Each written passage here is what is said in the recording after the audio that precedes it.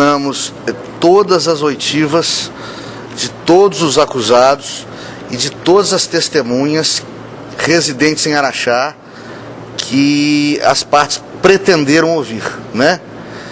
Há precatórias de testemunhas que residem fora, que eu estou solicitando via CNJ que sejam cumpridas o mais rápido possível, né? Visando aí acelerar a conclusão com sentença, tá? Estão sendo juntados documentos para alegações finais, as partes entrarem em acordo de produzir essas alegações nos próximos 10 dias. Vamos ver se em 10 dias também conseguimos que as precatórias sejam cumpridas, certo? Acredito eu que não iremos, infelizmente, apesar de toda a nossa luta, não iremos conseguir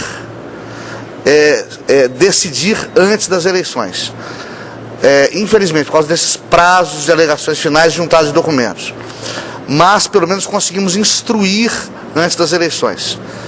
E eu tenho quase que certeza absoluta que conseguiremos julgar ainda este ano, né, para poder decidir e concluir esse caso que tomou um rumor e um vulto tão significativo para a história política de Araxá. Doutor Renato, o senhor ouviu todos os 5 réus que estavam restando. Alguma surpresa no depoimento deles que o senhor considerou? Não, eles seguiram as estratégias que a gente já percebia dos escritos de seus advogados, né? Eles exercitaram o direito à autodefesa. O interrogatório no processo penal moderno é uma peça de defesa e também de instrução, mas principalmente de defesa, e eles a exerceram amplamente, tiveram toda a liberdade, tanto para responder o que queriam, quanto para se calar quando quiseram. Isso tem que ser respeitado e foi, né? Tanto o Ministério Público quanto os advogados de defesa, muito cooperativos o tempo todo. Tivemos uma instrução muito harmônica, graças a Deus, e agora é aguardar o derradeiro arrazoado das partes e procurar julgar com isenção e imparcialidade, que é o dever de todo magistrado. Qual que é a avaliação, doutor Renato, que o senhor faz sobre 2 réus que mudaram o depoimento e desconsideraram o primeiro depoimento, onde confessaram, né, e agora não o fizeram? Veja bem, o acusado, dentro do processo penal, ele é livre para dizer o que ele quiser, ele é livre para se calar, ele é livre para confirmar ou para negar o que já disse, ele é livre para acrescentar e é livre para suprimir. Agora, dizer se isso gera credibilidade ou não nas falas do acusado, isso é só por ocasião de sentença, porque o primeiro juiz não pode analisar mérito antes da sentença. Em segundo lugar, para que se diga da veracidade dessa ou daquela versão, há necessidade de um estudo profundo da prova, o que nós iremos fazer só por ocasião da sentença. Agora, o senhor disse que, no caso, se fosse mantida a confissão, isso seria uma atenuante. Não sou eu, na verdade. É o Código Penal que diz. Quem disse foi o Dr. Marcos Paulo para um dos acusados, né? Pediu que fosse alertado a ele que a confissão, segundo o Código Penal, gera uma diminuição de pena conforme a lei.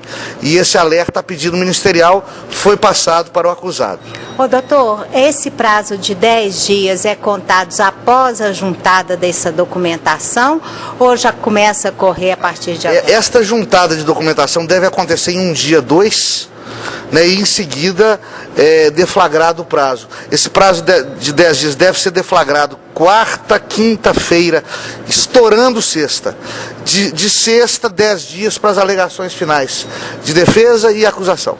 Então quer dizer que o senhor faz uma perspectiva de que essa sentença seja proferida até o final desse ano. É um tempo para o juiz avaliar tudo? Só não vou conseguir sentenciar esse ano se o CNJ não me ajudar a apressar o cumprimento das precatórias. Eu tenho certeza que nós vamos conseguir adiantar essas precatórias com os colegas deprecados das comarcas de Uberlândia, Belo Horizonte e Esmeraldas. Agora, o senhor disse que é um processo muito difícil, né, que mexe com toda a cidade. Qual o sentimento do senhor de estar à frente desse processo? É muito, para nós, deixar bem claro, para nós magistrados, todo processo é sério, todo processo tem igual importância. Em todos os processos a gente se dedica ao máximo, né, procurando administrar a justiça da comarca. Agora, é inegável que se diga que o suposto fato que está sendo apurado, ele mexeu com o dia a dia dos cidadãos. Mexeu com o dia a dia de famílias, de pessoas que até então eram tidas e havidas como exemplos nessa sociedade. Isso acarreta uma repercussão que torna imperioso que o Poder Judiciário decida o mais breve possível, para que o espectro da dúvida não paire por tempo desnecessário sobre a população de Araxá, sobre as famílias dos envolvidos, sobre o eleitorado araxaense, sobretudo porque envolve a classe política. Doutor, tem réu que é candidato a vereador, réus que Sim. são candidatos a vereador. Eu gostaria que o senhor explicasse isso à população e falasse também dessa questão que também é polêmica, do afastamento do cargo, deles receberem sem trabalhar. Bom, a questão do afastamento do cargo é uma medida cautelar para que propicie uma instrução firme, justa e isenta. Eles não foram afastados porque são culpados. Eles foram afastados porque instruir um processo desse com eles no exercício das funções públicas seria impossível. Dada a magnitude da colheita da prova, dada a seriedade do caso, com eles na função pública, seria impossível uma instrução isenta e segura. Então, o motivo do afastamento deles foi cautelar, foi para propiciar a instrução processual, tá? Não foi por conta de culpa, tá? Com relação à elegibilidade deles, volto a insistir, estão todos elegíveis. A Constituição Federal fala que hoje, todos são inocentes. Por quê? Não há sentença penal condenatória transitada em julgado.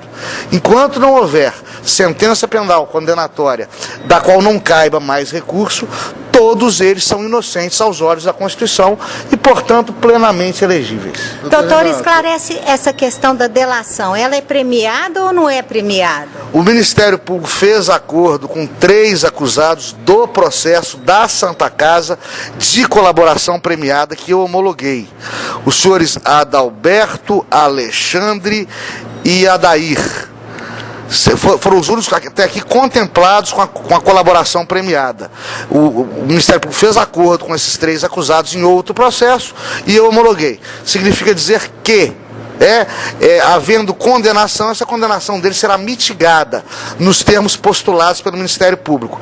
Essa colaboração premiada não migrou para o processo da compra de apoio político, tá? Aqui não há contribuição premiada, não há colaboração premiada, não há delação premiada, proposta aceita e homologada pelo juízo. Isso pode acontecer em relação ao Miguel? Pode acontecer que na sentença, diante da utilidade ou não desta ou daquela prova produzida por este ou aquele réu, o juiz possa, conforme o Código Penal admite, mitigar a pena, de ofício, sem necessidade de iniciativa ministerial.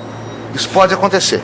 Doutor Renato, quais as testemunhas que faltam, né, para encerrar essa fase do processo e por que elas não foram convocadas anteriormente? Porque a lei diz que a testemunha que reside fora é ouvida por precatória. Ela não pode ser obrigada a se deslocar até o juízo da comarca da culpa. São 2 testemunhas de defesa que eu não conheço, que a defesa que eu ouvi, a defesa do senhor Miguel Júnior, uma testemunha da acusação, que é o senhor Alexandre, que é réu no processo da Santa Casa e colaborador premiado lá, na comarca de Uberlândia, onde ele será ouvido. São essas 3 testemunhas ainda por serem ouvidas. O senhor aguardava encerrar essa fase no dia de hoje, isso não ocorreu. O senhor ficou decepcionado com isso? Espera que quando a sentença possa ser anunciada? Não, na verdade é o seguinte, nós cumprimos a nossa parte, nós encerramos a instrução. Precatória não é comigo, é com o colega deprecado, que nós estamos insistindo para que cumpra logo, tá? A nossa missão foi cumprida. Encerramos a instrução no dia de hoje. O que não depende da gente agora é a oitiva fora da comarca, mas que nós estamos tentando adiantar, certo? A perspectiva de terminar esse processo nesta instância este ano.